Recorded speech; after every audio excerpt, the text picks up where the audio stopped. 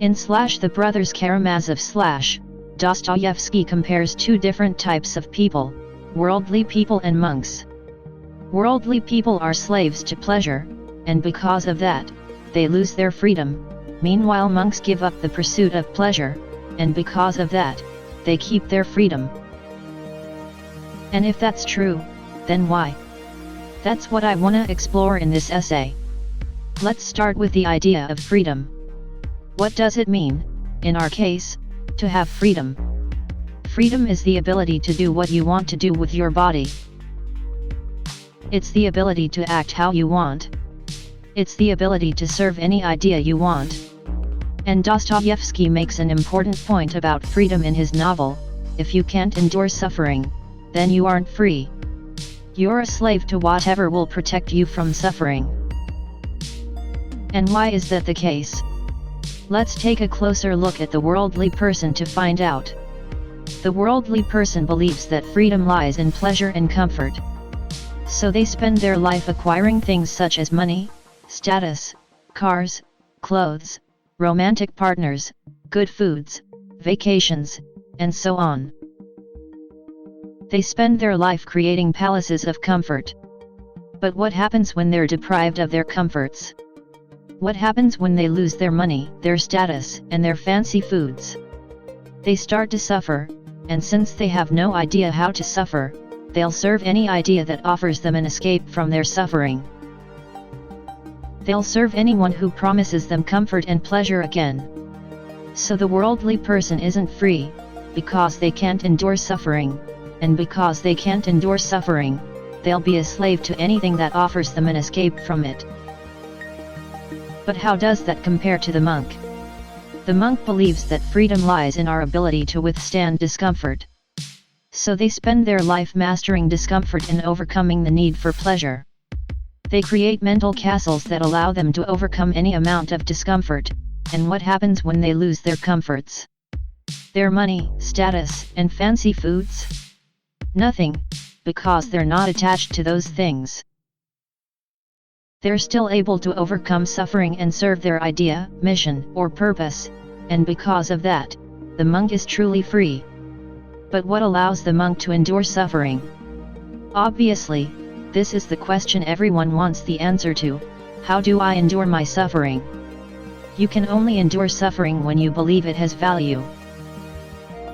In his book Man's Search for Meaning, Viktor Frankl wrote, "Some way, suffering ceases to be suffering at the moment it finds a meaning.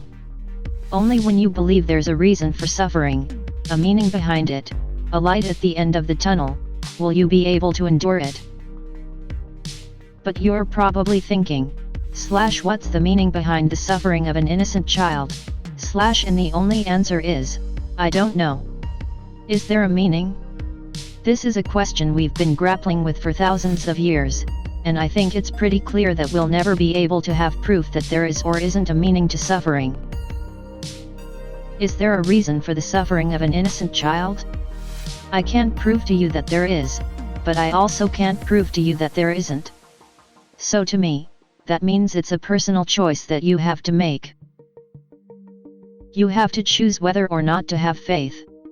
If you have faith that there's a reason and meaning for suffering, you'll be able to endure it, even if you don't know exactly what that reason is, and by being able to endure suffering, you will not be a slave to pleasure and comfort, and by not being a slave to pleasure and comfort, you'll retain your freedom, and by retaining your freedom, you'll be able to serve any idea you want, rather than the idea someone else wants you to serve. But if you believe suffering has no meaning, it makes no sense to endure it, and it makes perfect sense to escape from it through pleasure and comfort. But if you escape from it, when tragedy eventually strikes, when you lose the pleasure and comfort you built for yourself, you'll end up surrendering your freedom to the first person who can offer you pleasure and comfort. And why wouldn't you, if suffering has no meaning?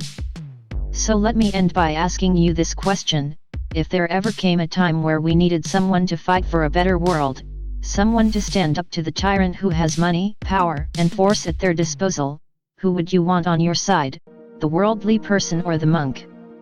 Who could resist the trappings of money, power, pleasure, and comfort that the tyrant provides? Who would be more likely to be his slave and serve his mission in exchange for his good favors? And if you want to make a better life for yourself, which personality would you rather be, the worldly person or the monk? So that concludes my exploration of Dostoevsky's teaching in The Brothers Karamazov . As always, this is just my opinion and understanding of Dostoevsky's teaching, not advice. Feel free to use this information however you like, and if you have a different take on his words, I'd love to hear your perspective in the comments. If you liked the video, please consider liking the video. And if you're looking for another video to watch after this one, I recommend watching my video Dostoevsky, Never Lie to Yourself. I'll put a link to it in the description below and in the top right of the screen right now.